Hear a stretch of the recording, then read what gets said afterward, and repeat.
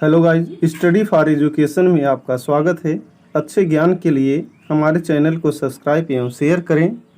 आज हम भौतिक विज्ञान के अंतर्गत गॉस की प्रमेय या गॉस का नियम के विषय में अध्ययन करेंगे।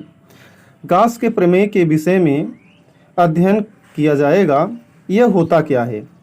कार्ल फ्रीडरिच गॉस ने किसी बंद पृष्ठ से होकर गुजरने वाले वैद्युत फ्लक्स तथा पृष्ठ द्वारा परिबद्ध कुल वैद्युत आवेश के बीच एक परिणात्मक संबंध स्थापित किया, जिसे गॉस की प्रमेय या गॉस का नियम कहते हैं।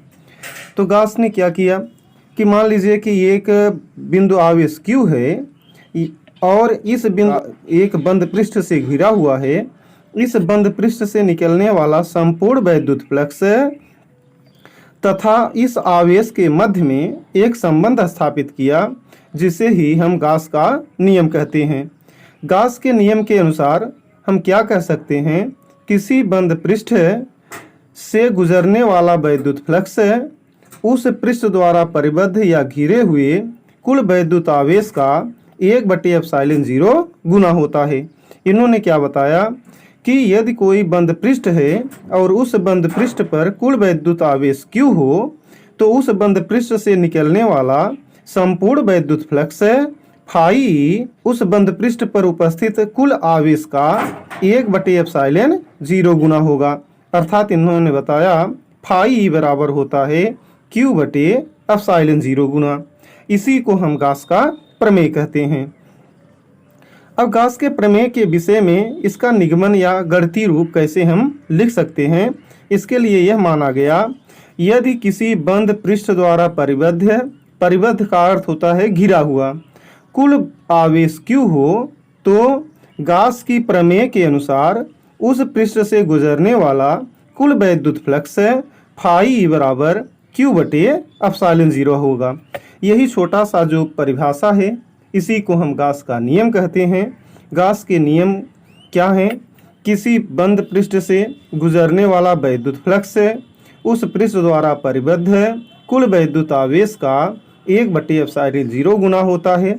इसी को हम गॉस का प्रमेय या गॉस का नियम कहते हैं। अब चलते हैं, देखते हैं गॉस का प्रमेय या गॉस के नियम का निगमन हम कैसे कर सकते हैं या यह कैसे आता है, इस पर विचार करें या इसकी उत्पत्ति देखी जाए कैसे हो सकता है। उपपत्ति, माना कोई बिंदु आवेश +Q है, किसी बंद पृष्ठ S के अंदर किसी बिंदु O पर स्थित है। मान लिया गया कि एक +Q आवेश है जो एक बंद पृष्ठ A के अंतर्गत बिंदु O पर स्थित है। माना पृष्ठ A पर कोई बिंदु P है और ये भी मान लिया गया कि उस पृष्ठ पर कोई बिंदु P है जिसकी बिंदु O से दूरी R है। इसमें क्या परिकल्पना की गई? मान लिया गया कि एक बंद पृष्ठ A है। इस बंद पृष्ठ A के O बिंदु पर +Q आवेश स्थित है तथा इस बंद पृष्ठ पर एक बिंदु P है जिसकी दूरी R है। इतनी चीजें यहाँ से मान ली गई, जिसके संगत क्षेत्रफल वेक्टर dA हैं।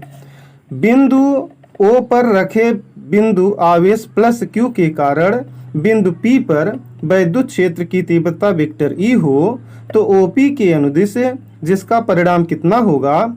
E बराबर 1/4πε0 Q/r² होगा। ये कैसे निकाला गया, ये पुनः एक बार ध्यान दे लें। मान लिया गया, क्या इस पर उत्पत्ति के लिए क्या माना गया? माना गया कि एक बंद पृष्ठ है, जो यह बंद पृष्ठ क्या है? ये है, और इसके मध्य में एक कोई बिंदु, मध्य या कहीं पर भी एक कोई बिंदु O है। इसी O पर +Q आवेश स्थित है। इस +Q से R दूरी पर इस पृष्ठ पर एक बिंदु P है और इसी बिंदु P पर एक छोटा सा अवयव मान लिया गया dA है, और इस पर अगर हम O के कारण या +Q के कारण बिंदु P पर उत्पन्न क्षेत्र की तीव्रता निकालें, तो पिछले अध्याय के अनुसार E बराबर 1/4πε0 Q/r² होगा। यह वही सूत्र है जो पीछे आपको बताया गया है, किसी बिंदु आवेश के कारण R दूरी पर स्थित वैद्युत क्षेत्र की तीव्रता का सूत्र। अब इसके आगे क्या है? अब इस पर हमें क्या अध्ययन करना है? हमें फाई निकालना है। इसके लिए क्या किया गया? यदि वैद्युत क्षेत्र E तथा क्षेत्रफल सदिश DA के बीच का कोण थीटा हो तो अल्पांश क्षेत्रफल DA से गुजरने वाला बाहर की ओर दृष्ट वैद्युत फ्लक्स डी फाई ई बराबर vector E dot vector DA होगा और vector E dot vector DA बराबर होगा ई DA cos थीटा के। अगर वेक्टर E और वेक्टर DA के बीच का कोण थीटा हो तो अदिश गुणनफल से vector E dot vector DA बराबर हो जाएगा ई DA cos थीटा के। अब चलते हैं इस पर देख लेते हैं, इसके चित्र को समझ लें तब इसके बाद आगे चला जाए। क्या माना गया था कि एक पृष्ठ है, यह पृष्ठ क्या है, ए है। ये मान लिया गया किसी भी आकृति का एक पृष्ठ ले लिए, यह पृष्ठ आपका ए हो गया। इसके अंदर कोई एक बिंदु P है, एक बिंदु O है, O पर एक प्लस Q आवेश स्थित है और इस पृष्ठ पर एक छोटा सा अवयव ले लिए जिसका क्षेत्रफल DA है और इस छोटे से अवयव पर कोई ही बिंदु P स्थित है तो O से P के बीच की दूरी हमने मान लिया R है। तो O से P के बीच के दूरी के मध्य निकलने वाला वैद्युत क्षेत्र की तीव्रता निकाल लिए तो E बराबर 1/4 पाई एप्सिलॉन 0 Q बटे R स्क्वायर आ गया। अब वेक्टर E की जो दिशा होगी OP के अनुदिश होगी। यह जो क्षेत्रफल है आपका इस वेक्टर E के साथ थीटा कोण बनाता है, इसका अभिलंब। और आप लोगों को बताया गया है सदिश क्षेत्रफल जो होता है वह पृष्ठ के अभिलंबवत होता है।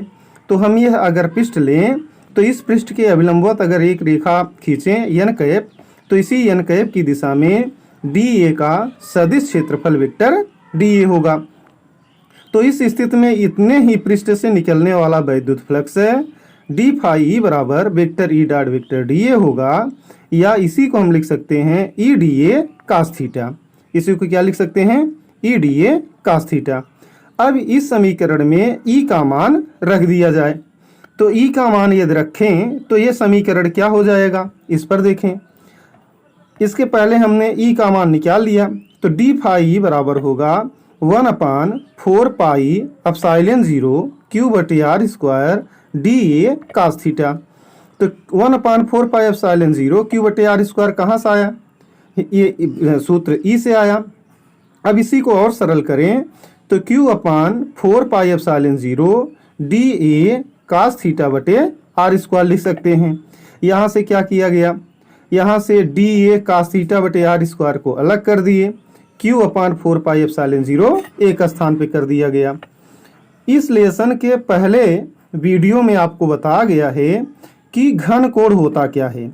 वहाँ पर घन कोण के विषय में आपको बताया गया था कि अगर घन कोण अल्पांश खंड द्वारा बना हो तो डी ओमेगा बराबर DA बटे R स्क्वायर होता है, और अगर यह DA जो है थीटा कोण बना रहा हो तो वहाँ पर हमने लिखा था DA cos थीटा बटे R स्क्वायर। तो डी ओमेगा बराबर DA बटे R स्क्वायर, अगर थीटा कोण पर हो तो DA cos थीटा बटे R स्क्वायर। तो हम इस समीकरण में DA cos थीटा बटे R स्क्वायर के स्थान पर डी ओमेगा रख देंगे, और यह डी ओमेगा क्या है, DA द्वारा बिंदु O पर अंतरित क्या है, घन कोण है। DA द्वारा बिंदु O पर अंतरित घन कोण है। तो हम ये DA cos थीटा बटे R स्क्वायर के स्थान पर डी ओमेगा रख दें तो हमारा समीकरण प्राप्त हो जाएगा डी फाई ई बराबर Q/4 pi epsilon 0 D omega. D phi बराबर Q बटे 4 पाई एप्सिलॉन 0 डी ओमेगा। यह क्या आया, यह अल्पांश द्वारा अंतरित घन कोण है, और हमें संपूर्ण क्षेत्रफल द्वारा अंतरित यदि घन कोण के माध्यम से कुल वैद्युत क्षेत्र की तीव्रता या कुल वैद्युत क्षेत्र फ्लक्स निकालना हो तो हम इसका क्या कर दें, समाकलन कर दें। तो इस स्थिति में संपूर्ण पृष्ठ A से बाहर की ओर निकलने वाला वैद्युत फ्लक्स फाई बराबर होगा बंद समाकलन डी फाई। डी फाई क्या है, छोटे छोटे खंडों द्वारा निकलने वाला वैद्युत फ्लक्स है।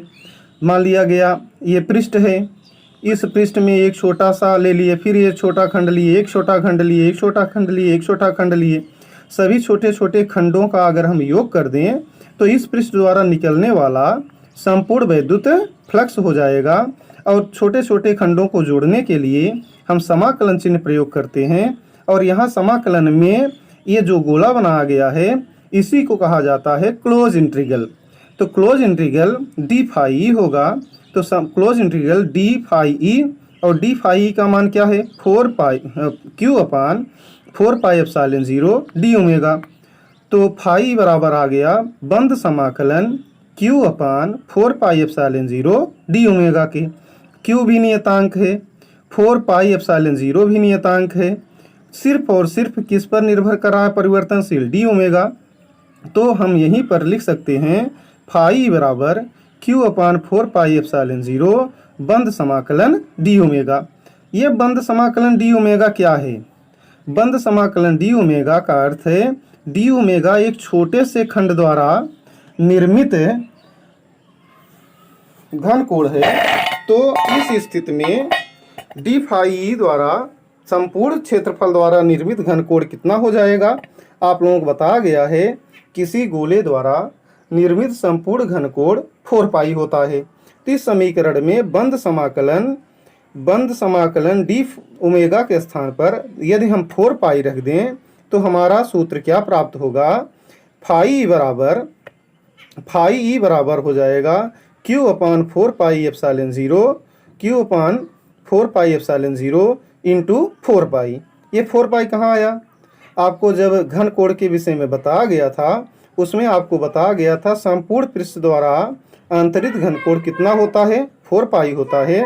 तो यदि हम यहाँ पर बंद समाकलन डी ओमेगा रखें तो 4 पाई से 4 पाई कट जाएगा। तो फाई बराबर क्या आ जाएगा? फाई बराबर आपका आ जाएगा क्यू अपान एप्सिलॉन 0। फाई बराबर क्या आ जाएगा?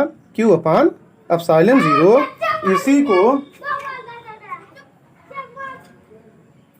इसी को हम गाउस का प्रमेय या गाउस की प्रमेय कहा जाता है।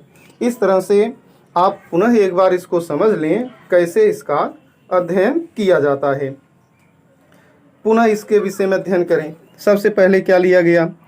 एक कोई भी बंद पृष्ठ ले लिए। इस बंद पृष्ठ के अंदर एक बिंदु ले लिया गया जिस पर कुल आवेश मान लिया गया प्लस क्यू है। इससे आर दूरी पर इसके बिंदु पर एक पी लिया गया जिसकी दूरी आर है। तो प्लस क्यू के कारण बिंदु पी पर क्षेत्र की तीव्रता निकाल लिए। तो आ गया ई बराबर 1/4 पाई एप्सिलॉन 0 क्यू बटे आर स्क्वायर। यहाँ तक आप समझ गए होंगे।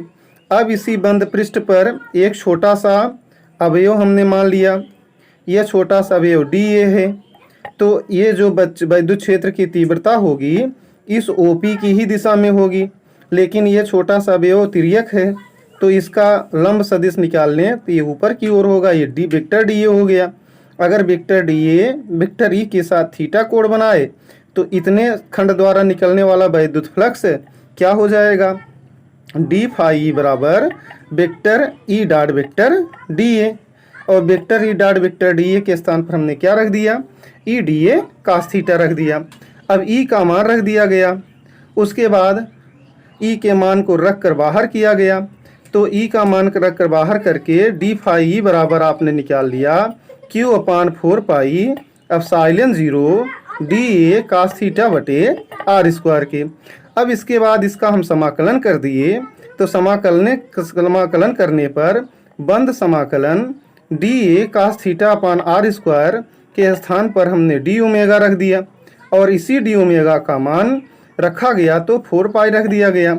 अगर हम 4 पाई रख दिए तो फाई बराबर क्यू अपान एप्सिलॉन 0 आ गया।